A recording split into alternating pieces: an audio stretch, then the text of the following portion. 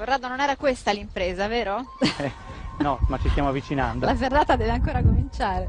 Sì. Siamo partiti da 20 minuti, ma questa è stata la passeggiata, la parte più facile. Partiti da là, vedete là ci sono le automobili, quella è la strada che arriva fino al promontorio di Capocaccia. Punta Giglio alle mie spalle e poi Capocaccia, ci siamo proprio sopra in questo momento. Praticamente sarà come fare la scala del Cavirol, però noi la faremo in maniera un po' particolare perché Corrado Conca qualche anno fa ha aperto una ferrata su questo promontorio.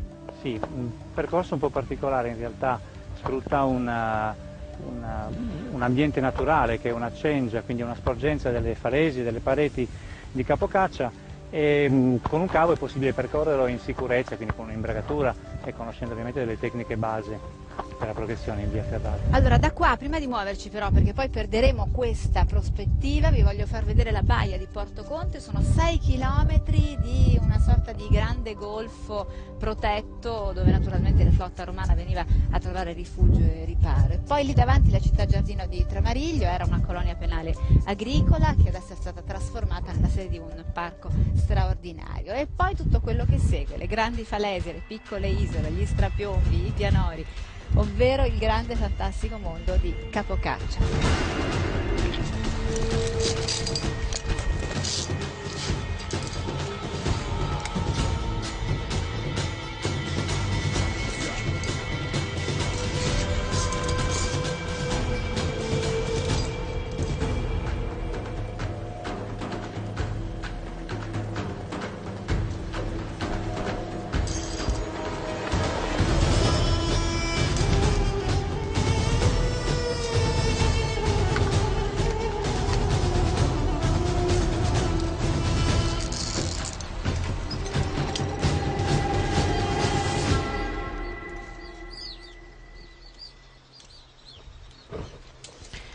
Ecco, questo è l'inizio o la fine del cavo di acciaio che ha accompagnato tutto il percorso della ferrata.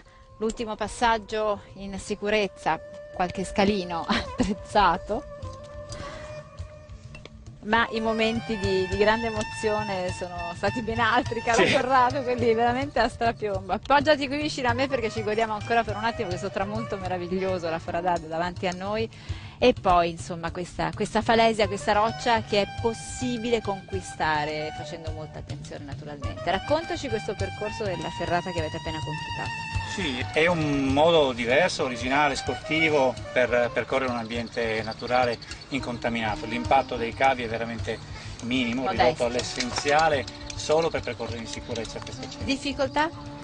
Difficoltà non di carattere alpinistico, ma solo di carattere escursionistico, se non ovviamente per l'uso dell'imbragatura, della longe, insomma, di tutte quelle norme di sicurezza che si adottano abitualmente in una via ferrata. Quanto è durato? Si può fare, chi è capace può percorrerla in meno di 2 ore, però diciamo che una volta che si è in un ambiente come questo conviene goderselo a pieno, è una mezza giornata, 4 ore buone si vogliono. Si può fare tutto l'anno o c'è una stagione? No, assolutamente tutto l'anno. Ha un microclima molto particolare. In piena estate la mattina è in ombra, per cui si può stare tranquilli fino alle 2 senza rimanere cotti dal sole estivo. E invece in inverno comunque al riparo dai venti peggiori, stranamente, nonostante sia, diciamo, guardi a nord-ovest, però è sempre abbastanza riparato, quindi si sta bene tutto l'anno. Sempre in coppia naturalmente. Naturalmente mai da soli. A quanti metri siamo in questo momento? Questa falesia qua arriva fino ai 203 metri, qua non siamo al culmine, siamo alcune decine di metri sotto, quindi siamo intorno ai 180 metri.